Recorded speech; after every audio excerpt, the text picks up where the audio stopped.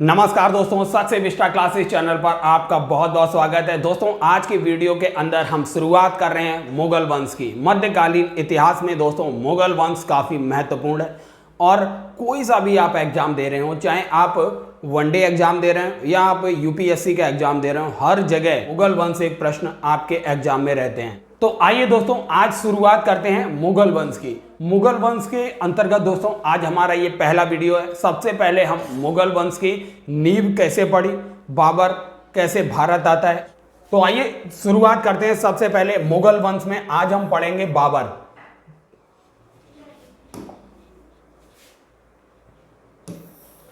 सबसे पहले हम आपको बताते हैं जो मध्य एशिया वाला भाग था, जिसमें आप देखेंगे यहां पर किर्गिस्तान है, उज्बेकिस्तान है। तो ये जो मध्य एशिया वाला भाग था, मध्य एशिया के भाग में आप देखेंगे सबसे पहले एक तैमूर वंश की उत्पत्ति होती है, जिसका संस्थापक जो था वो तैमूर था। और तैमूर ने 14वीं सदी में, आप देखेंगे 14वीं सदी में मध्य एशिया में तैमूर वंश की स्थापना की।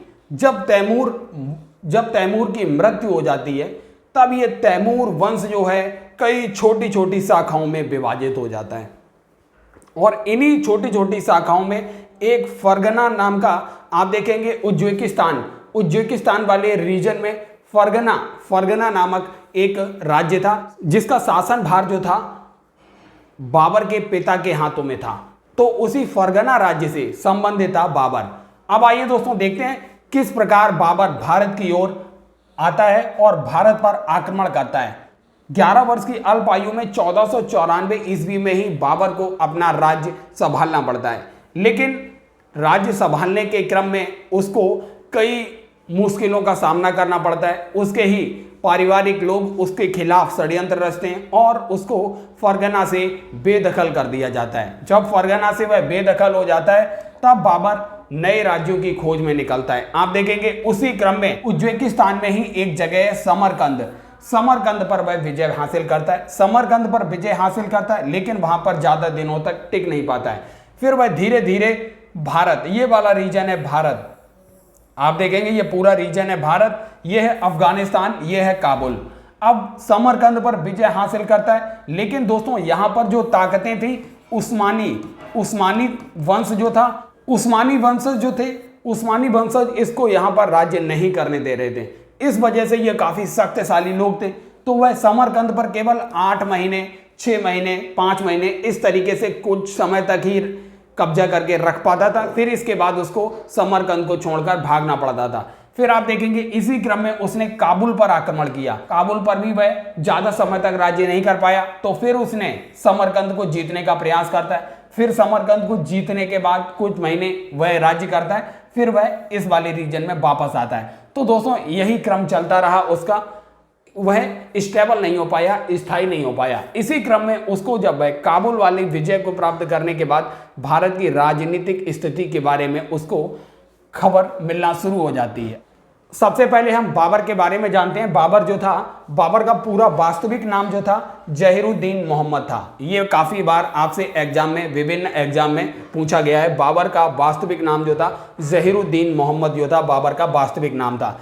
अब दूसरा प्रश्न है, उसका पिता जो था तैमूर वंशज था। हमने अभी आपको बताया जो तैमूर वंशज थे वो तुर्की थे, तुर्कों से संबंधित था उसका पिता। उसके पिता का नाम था उमर शेख मिर्जा। कई बार ये एग्जाम में आपसे क्वेश्चन पूछा गया। उमर शेख मिर्जा जो था ये तैमूर वंशज था और बाबर का पिता था। और इसकी माता जो थी वो मंगोल वंशज थी माता, और माता का नाम था कुतलुक निगार खानम। ये कई एग्जाम में आपसे पूछा गया है। माता का नाम कुतलुक निगार खानम जो मंगोल वंशज थी, और पिता जो थे वो तैमूर वंशज थे। उमर शेख मिर्जा इसके पिता का नाम था। ये प्रश्न कई बार पूछा गया है। बाबर का जन्म कब होता है, तो 14 फरवरी 1483 ईस्वी को बाबर का जन्म उज्बेकिस्तान में ही फरगना वाले रीजन में होता है। कई बार आपसे ये प्रश्न भी पूछा गया है। तो इसका जन्म 14 फरवरी 1483 ईस्वी को फरगना में होता है। अगला प्रश्न है, वंश जो था ये तुर्की नस्ल की चगताई शाखा से संबंधित था। चगताई शाखा जो थी, कई बार ये प्रश्न आपसे पूछा गया है, बाबर जो था किस वंश से संबंधित था, तो याद रखिए बाबर चगताई वंश से संबंधित था। चगताई ये तुर्की नस्ल की ही एक शाखा थी, चगताई, तो आप ये याद रखिए। अगला बिंदु देखते हैं। 11 वर्ष की अल्प आयु में ही 1494 ईस्वी में फरगना का साम्राज्य उसको संभालना पड़ता है, क्योंकि इसके पिता की मृत्यु हो जाती है। और दोस्तों फिर अब आइए देखते हैं इसके आक्रमण की श्रृंखला। 1501 ईस्वी में समरकंद पर, हमने आपको रीजन दिखाया था मैप में, समरकंद पर ये आक्रमण करता है। ये उज्बेकिस्तान का ही रीजन है समरकंद, और वहां पर केवल 8 महीने ही शासन कर पाता है और इसको समरकंद को छोड़ के भागना पड़ता है।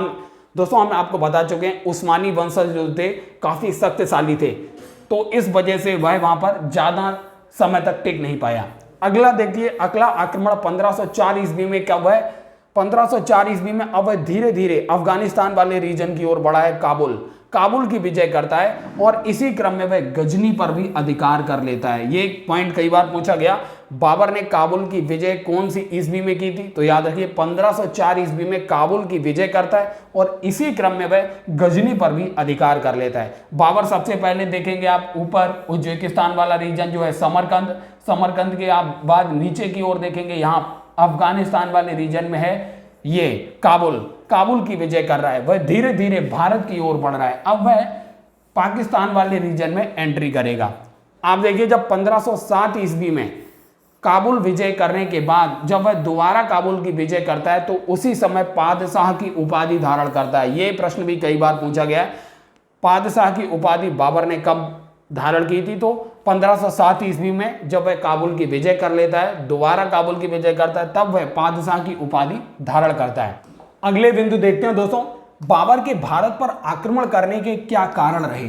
सबसे कई बार ये यूपी पीसीएस या कि पीसीएस एग्जाम में आपसे कई बार इसका विवेचन करने के लिए दे देता है कि बाबर के भारत पर आक्रमण करने के क्या कारण रहे, उनकी विवेचना कीजिए। तो इस तरीके से ये आप 3 बिंदु महत्वपूर्ण है, याद रखिए।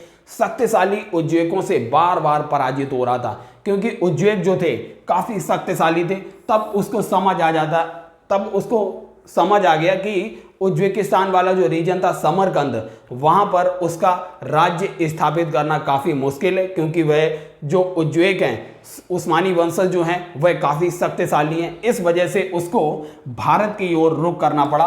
काबुल कांधार की ओर होते हुए भारत की ओर उसने रुख किया। दूसरा पॉइंट जो है धन की लालसा। आप देखेंगे मध्य एशिया वाला उज्बेकिस्तान, किर्गिस्तान जो आप देखेंगे समरकंद, काबुल, कांधार वाले रीजन है, यहाँ पर इतनी धन की पर्याप्तता नहीं थी कि बाबर जो अपनी आवश्यकताओं की पूर्ति कर सके।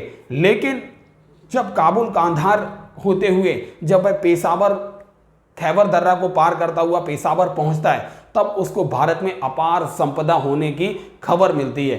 तो यह वजह भी रही, वह धन की लालसा में उसने भारत की ओर आक्रमण करने का रुझान किया और भारत की ओर वह आक्रमण के लिए आगे बढ़ता है। अगला तीसरा बिंदु जो है, भारत में सार्वभौमिक सत्ता का अभाव था। आप देखेंगे जो राजस्थान वाला रीजन है, इसमें राजपूत शासक आपस में ही लड़ाई कर रहे थे। सेंटर में आप देखेंगे सल्तनत वंश का जो शासक उस समय था लोधी वंश शासन कर रहा था। इब्राहिम लोधी के सरदार ही इसके खिलाफ लगातार विद्रोह कर रहे थे।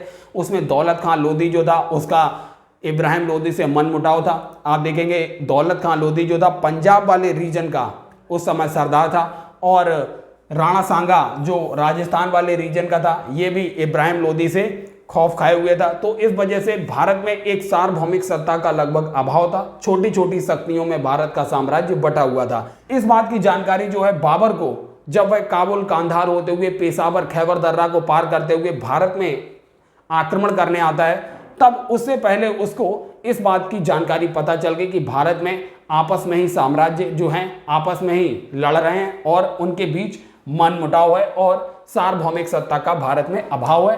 तो इस वजह से उसने भारत पर आक्रमण करने का अपना रुख किया। अब अगला पॉइंट है बाबर का भारत पर आक्रमण जो होता है सबसे पहले कब होता है? आप देखेंगे प्रथम अभियान जो बाबर ने चलाया 1518-19 ईस्वी में बाबर ने भारत पर पहला आक्रमण किया। और यह आक्रमण किसके खिलाफ था? यह कई बार आपसे एग्जाम में पूछा गया, तो यूसुफजाई जाति के खिलाफ था। यूसुफजाई जाति के खिलाफ भारत ने 1518-19 में प्रथम अभियान चलाया। जब वह यूसुफ जाति के खिलाफ आक्रमण करता है तो उस समय बाजौर और भेरा 2 स्थानों पर वह कब्जा कर लेता है। बाजौर और भेरा पर कब्जा हो जाता है। फिर दोस्तों 1519 ईस्वी में वह खैबर दर्रा जो पेशावर में है इसको पार करता है। इसको पार करने के क्रम में वह भारत की ओर बढ़ता है। 1520 ईस्वी में बाजौर पर और भेरा पर 1520 ईस्वी में उसने फिर आक्रमण किया और उस क्रम में उसने बाजौर, भेरा और इस बार उसने सियालकोट और सैयदपुर इन पर भी अधिकार कर लिया, सियालकोट और सैयदपुर पर। अगला बिंदु है 1524 ईस्वी में पेशावर अभियान। पेशावर अभियान के समय उसको इब्राहिम लोदी और दौलत लोदी के बीच मतभेद की खबर मिलती है। जब वह 1524 ईस्वी में पेशावर अभियान कर रहा था उसी समय उसको पता चलता है कि इब्राहिम लोदी और दौलत लोदी के बीच जो संबंध है काफी अच्छे नहीं है। इस वजह से उसने भारत की ओर आक्रमण करने का, ये कई बार आपसे एग्जाम में प्रश्न पूछा जाता है, किसने बाबर को इब्राहिम लोदी के खिलाफ आक्रमण करने के लिए न्योता भेजा था? तो याद रखिए जो दौलत खान लोदी था उसका पुत्र था दिलावर खान, राजपूत शासक था राणा सांगा। इन दोनों ने बाबर को इब्राहिम लोदी के खिलाफ आक्रमण करने का न्योता भेजा था। अगला प्रश्न है, अगला पॉइंट है दोस्तों, पानीपत का प्रथम युद्ध 1526 ईस्वी में जब उसको आमंत्रण मिल जाता है दौलत खान लोदी और राणा सांगा का, तो वह पानीपत का प्रथम युद्ध लड़ने भारत आता है। और यह युद्ध कब होता है? 1526 ईस्वी में। कई बार ये आपसे पूछा जाता है। पानीपत का प्रथम युद्ध है ये कब होता है? 1526 ईस्वी में। इस युद्ध में दोस्तों क्या क्या हुआ? सबसे पहली बार तुलुगमा युद्ध पद्धति की प्रयोग किया बाबर ने भारत में, पहली बार तुलुगमा युद्ध पद्धति। ये दोस्तों तुलुगमा युद्ध पद्धति जो है दोस्तों उज्बेकों से बाबर ने ग्रहण की है, उज्बेकों से। तो याद रखिए तुलुगमा युद्ध पद्धति उज्बेकों से बाबर ने ग्रहण की। अगला प्रश्न, अगला पॉइंट है, तोपों को सजाने के लिए उसने उस्मानी पद्धति का प्रयोग किया। पानीपत के प्रथम युद्ध में उस्मानी पद्धति क्या होती थी? दो गाड़ियों के बीच में तोपों को व्यवस्थित, जो तोप होती थी तोप को व्यवस्थित करने का तरीका होता था, उसी को कहते हैं तोपों को सजाने के लिए उस्मानी पद्धति। दो गाड़ियों के बीच में तोपों को सजाना, यह है उस्मानी पद्धति। अगला प्रश्न, अगला पॉइंट है, तोप खाने का नेतृत्व जो कर रहे थे बाबर के तोप खाने का नेतृत्व किसने किया? ये कई बार आपसे एग्जाम में पूछा गया। तो उस्ताद अली और मुस्तफा खां, इनके द्वारा तोप खाने को सजाने का नेतृत्व किया गया, उस्ताद अली और मुस्तफा खां।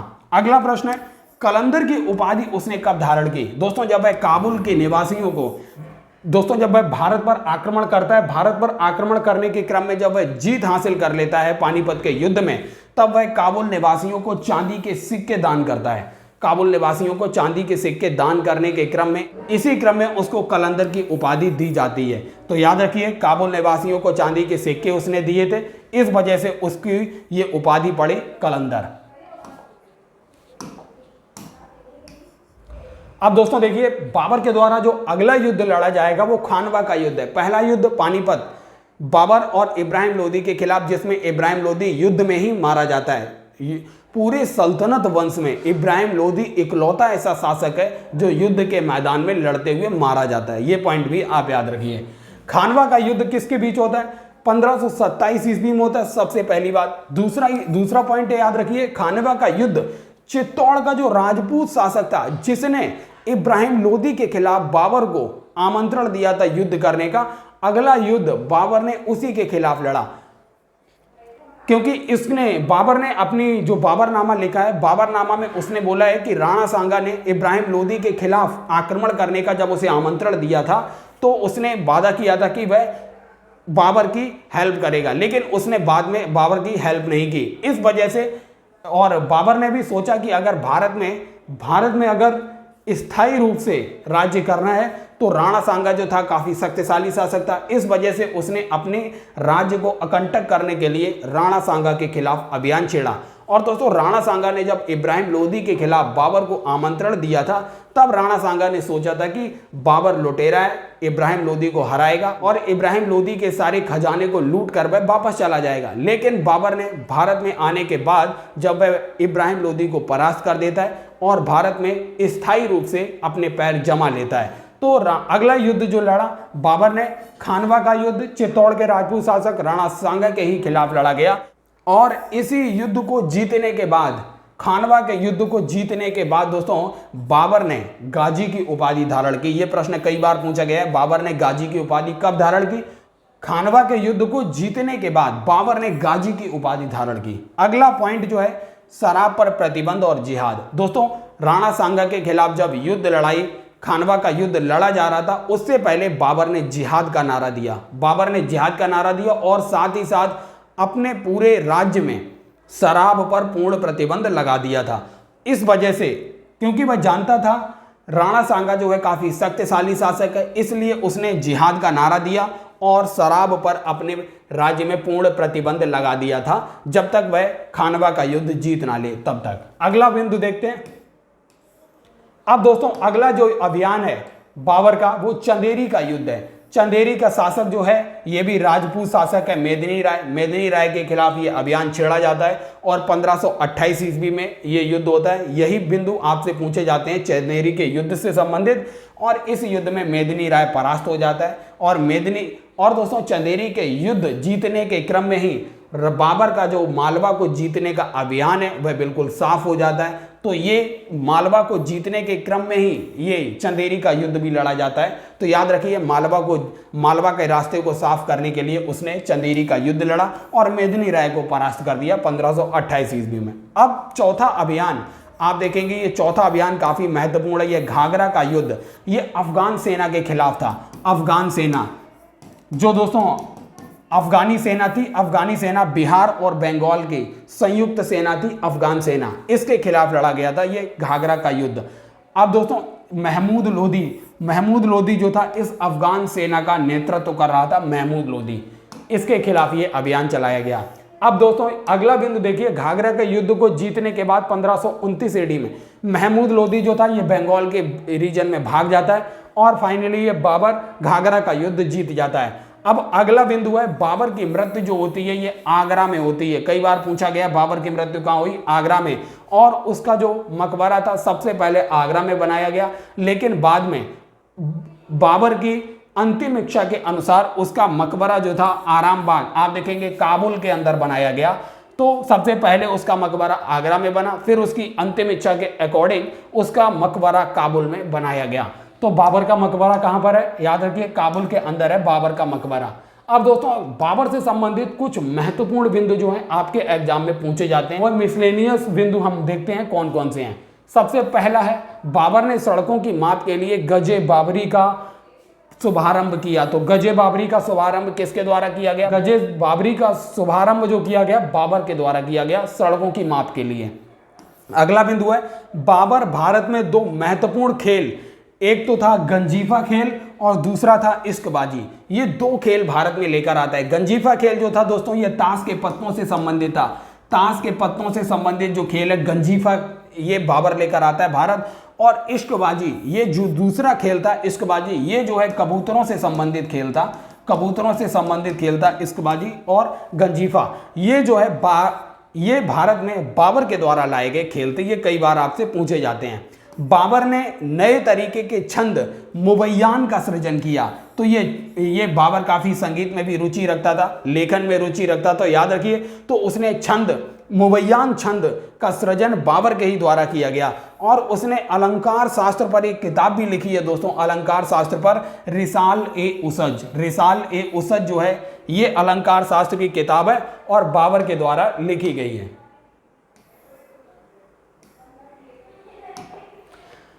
अगला बिंदु है बाबर ने अपनी आत्मकथा जो है कौन सी भाषा में लिखी? बाबर ने अपनी आत्मकथा तुर्की भाषा में लिखी और उसका नाम है बाबरनामा। बाबरनामा कौन सी भाषा में लिखी गई है? तुर्की भाषा में। कई बार ये आपसे प्रश्न पूछा गया है बाबरनामा किस भाषा की पुस्तक है? तो याद रखिए तुर्की भाषा में लिखा गया है बाबरनामा। अगला बिंदु है दोस्तों बाबर ने एक सिक्का भी चलाया, वह उसका नाम था शाहरुख। शाहरुख नामक सिक्का चलाया। शाहरुख नामक सिक्का बाबर के द्वारा चलाया गया और ये किसका था? कौन सी धातु का? ये चांदी का सिक्का था। तो याद रखिए बाबर ने भारत में शाहरुख नामक चांदी का सिक्का भी चलाया। दोस्तों 1530 ईस्वी में जब बाबर की मृत्यु हो जाती है, बाबर की मृत्यु के पश्चात उसका पुत्र जो है हुमायूं वह राजगद्दी पर बैठता है और आगे की वीडियो में हम दोस्तों हुमायूं को पढ़ेंगे, देखेंगे हुमायूं किस प्रकार 1530 से लेकर 1540, फिर उसके बाद 1555-56 में और शेर शाह सूरी के साथ उसके संघर्षों को देखेंगे। तो दोस्तों इसी तरीके से ये मुगल वंश की वीडियो को लगातार देखते रहिए। अगला वीडियो हमारा हुमायूं से संबंधित रहेगा।